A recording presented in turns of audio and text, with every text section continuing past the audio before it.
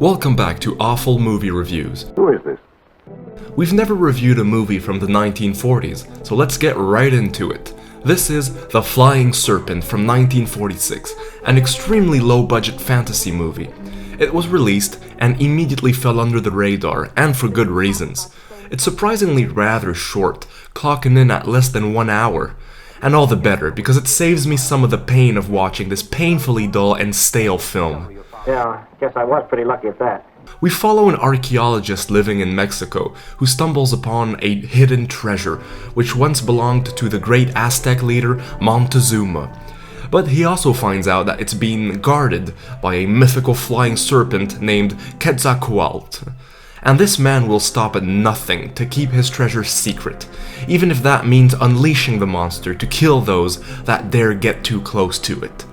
Now, the plot just by itself starts becoming problematic, because during the whole movie, I couldn't help but think to myself, why didn't he just run off with the treasure? He'd be stinking rich. Here instead, he creates this elaborate scheme using a centuries-old flying reptile to go and murder people, while the treasure stays where it's at. Well, I think that's stretching the point.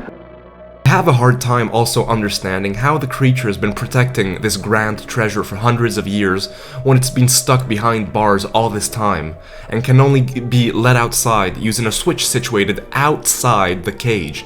Times must have been pretty slow for this guy. But the creature is another thing that we really need to talk about, because it's absolute shit. Becoming a specialist in reviewing terrible movies, I've grown to get used to films that don't show the monster in a clear manner, but this is too much. Most of the shots of the monster show him in the dark, and when he's up in the air, stiffly flying and then just landing on people, we still don't get a good look at what he fully looks like. And how do we know that this film is extremely cheap? Well, it's quite obvious, because the same monster footage is used over and over again for different scenes. I hope that they didn't think that they were actually fooling anyone with this.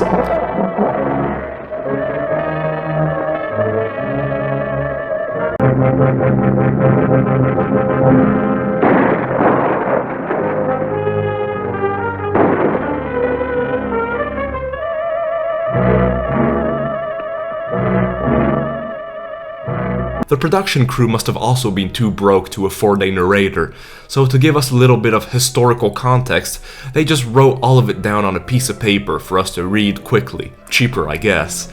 The characters of the film were really unbearable. Not only is there that moronic archaeologist, but once the bodies start piling up, who do they call? A famous writer of detective stories. Yes, you got that right. Didn't they think that it would have been better to send an actual detective instead of this goofball?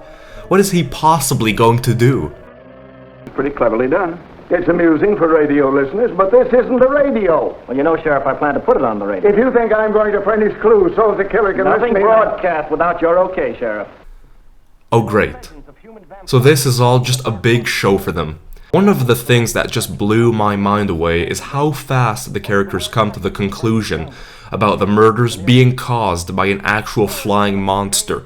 They treat it like if it was just any other normal theory. Like a victim of some strange prehistoric bird or animal.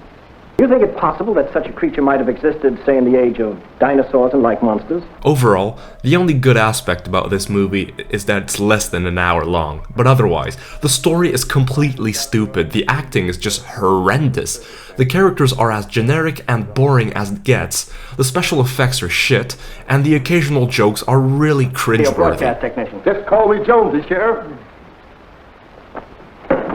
Hey, what is that, a hand or a steel trap? It depends on the occasion. I'll end this review by showing you how the film ends. This'll run our Crosby pole way up. Up. Up's not the way you're going. What was that for, boss? That was for not phoning Thorpe to cut me in on that treasure. Now, I don't know what that was all about, and I don't even really want to know. I've lost hope. What an awful movie.